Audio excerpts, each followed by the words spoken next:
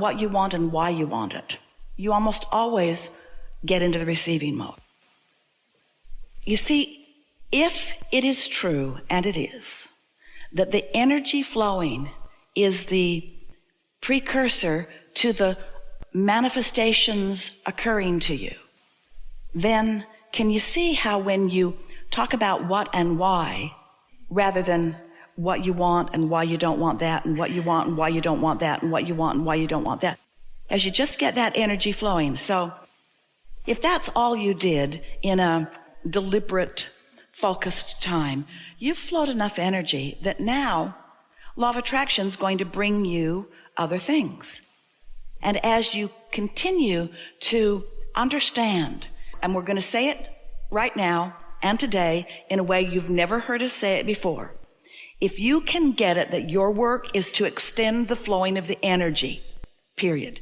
If you can get it that your work is to extend the positive flow of the energy, you can just keep your energy, your thoughts, meaning your focused thoughts, clearer, purer, less contradicted, which means feeling better, feeling better, feeling better, feeling better. The manifestation will just be the next logical step. It just happens that way. And it's so much more good feeling and so much more productive if you take the pleasure from the energy flow. Now, hear this. Can you take the pleasure from the energy flow? Or do you need to take the pleasure from the manifestation? And if you don't first take the pleasure from the energy flow, will there be as much satisfaction in the manifestation? So we're not going to say you can't make things happen. You can. You could move into action today, or you could take the pleasure from the energy flow, and then take the pleasure from the energy flow, and then take the pleasure from the next idea that comes and the next idea that comes, and you could increase your awareness of your worthiness in a way that you have not ever allowed before. And you know why you want to jump into action rather than flow the energy? Because you're looking for the marks on the chart. You're looking for the credit and the approval through the action. So you feel like you have to pay the price. You have to do what hurts. You have to make it happen. And we want you to understand that most of your trying to make it happen keeps you from allowing what you really want to happen. And it's because the things you can see and hear and smell and taste and touch, they're just bigger and bolder. And this is the most important thing about it. You want the manifestation. Oh, let's say that again. You want the manifestation. You were born into a body which is a manifestation. You're just not floating around on clouds. You were born into a manifested body. Not only a body that can be seen and heard and smelled and tasted and touched, but that can see and hear and smell and taste and touch. You couldn't be more manifested. You couldn't be more bloomed and blossomed and full. You see, you are a physical being in a physical environment. And it is right that you want to create physical things in physical environments. We're just telling you how to do it. We're just explaining to you how to bring about the things that you want without the struggle. And it's odd, but the way you have to become more physically focused is to understand that the biggest part of you is non-physical energy. In other words, it's a little bit funny, isn't it, that we're saying, oh, physical humans, be more vibrational and your physicality will be more satisfying. And you say, we don't get this vibrational stuff. We want to move stuff around. We want to do things. We want to say things. We want to touch things. We want to make things happen with our hands. And we say, and you are doing that. But if you want the satisfaction factor, flow the energy first and do only inspired action. You want to say, well, I would like to only do inspired action, but I've got to go to work because if I don't, I won't get the money. I've got to go to work and I've got to feed my kids and I've got to go do this and I've got to go do that. And we say, yes, we acknowledge there are things that you are already locked into, that you've made agreements about, but you could shift the way you think about them. You could look for positive aspects in them. You could make a decision and line up with that decision. And that's all we're asking you to do. We're not asking you to stop action. We're asking you to like the action that you're taking. If you feel you don't have a choice about ceasing an action, then You must find a way of enjoying the action that you're taking. Take the resistance out of the equation and then watch how sweet the sweet spot gets. That is the work. The work is your mood. The work is your attitude. The work is the way your thoughts make you feel. The work is the way you respond to things. But you see, most people are reacting. And in this world, especially this world today, with so much going on, you've got your nose in so many different things. We think you should call it nose book. You've got your nose in so many things that most people are reacting, rather than flowing. You got to get out ahead of it. You just got to feel good. You just got to think the thoughts that are nice to yourself.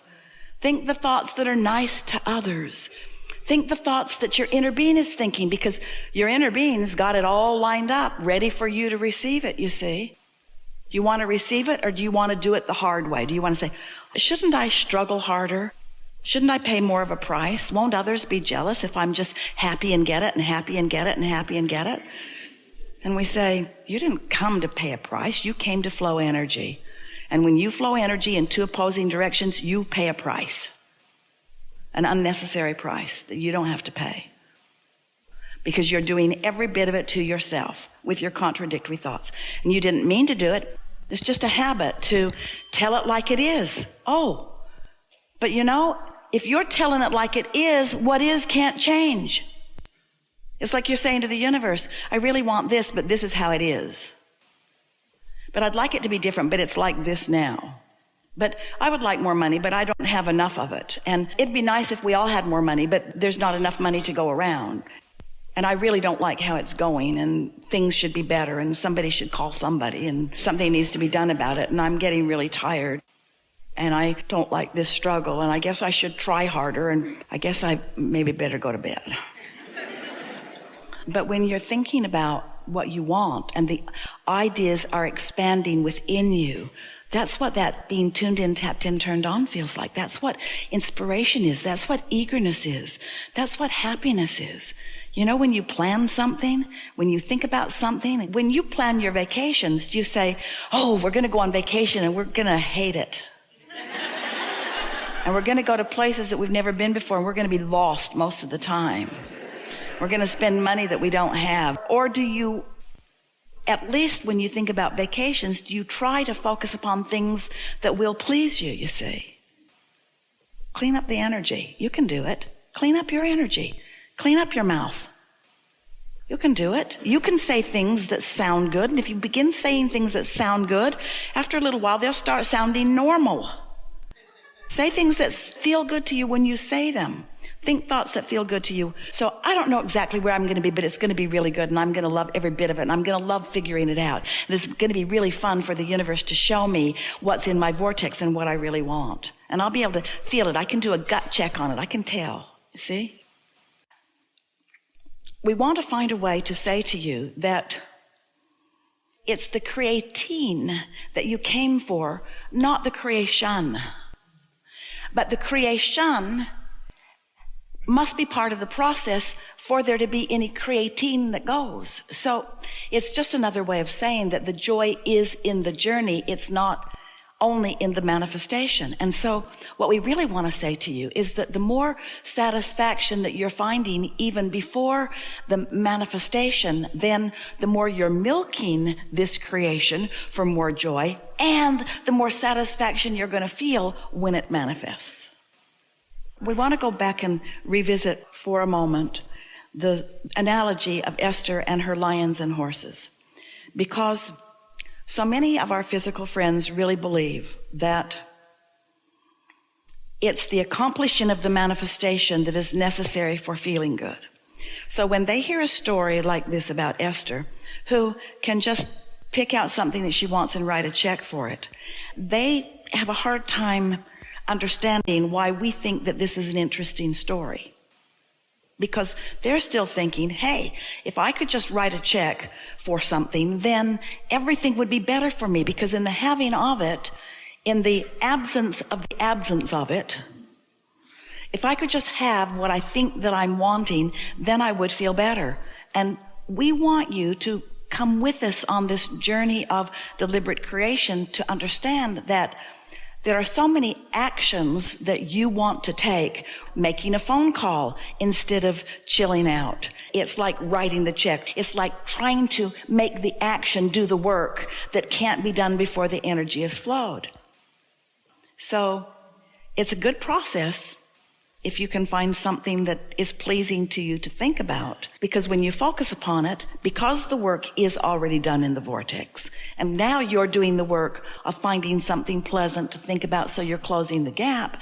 In that closed gap, in that open valve, in that open circuit, where you'll start translating those vibrations into ideas, you're going to feel wonderful as those ideas flow. Don't you know that? Haven't you ever been involved with a project where it just clicked, clicked? Ideas came to you. You had fun along the way. You were collaborating with others. They were in the flow too. It all felt good. There just didn't seem to be any bumps in the road because you were moving so fast. The bumps didn't matter anyway. That's what deliberate creation feels like. It undoubtedly seems like it would be nice for all of you if you could just take enough time off from all of the responsible things that you feel like you have to do until you could get in sync with the rhythmic flow of the energy so that you could just follow through with inspired things. And we also know that it doesn't feel to you that you need to do that because your children might starve before you come into alignment or. And so we know that you are in an interesting position because you really have to carry on while you are, maybe, if you want to, modifying your perspective to be more thought rather than action, more emotion rather than action, and more inspired action rather than contrived or controlled action. Now, we want to explain exactly how this works. This vortex that we're talking about, you have been building it incrementally. And whether you recognize it or not, we want you to know it's perfect for you. So this vortex has already, between what you've sifted and sorted and what law of attraction has done with your vortex and the vibrational version of it, the majority of the work is done. More than 99% of the creation is done. It isn't about effort factor, it's about alignment factor.